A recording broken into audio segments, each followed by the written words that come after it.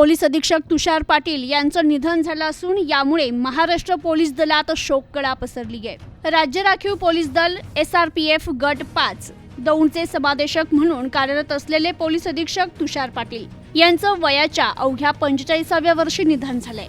त्यांच्या निधनानं पोलीस दलात हळहळ व्यक्त होतीये।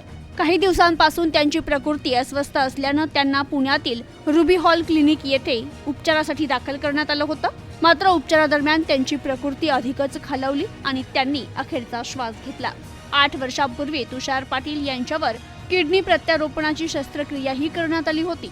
त्यावेळी त्यांच्या वडिलांनी त्यांना किडनी दान केली होती। अलीकडे पुन्हा प्रकृती बिघडल्याने त्यांना रुग्णालयात दाखल करण्यात आलं होतं। दरम्यान SRPFच्या पेपरफुटी प्रकरणातही त्यांचं नाव समोर आलं होतं, ज्यामुळे ते चर्चेत आले होते। जळगाव येथील त्यांच्या मूळ गावी त्यांच्यावर शासकीय इतमामात अंतिम संस्कार करण्यात येणार असल्याची माहिती मिळतेय। Bureau report, news today 24।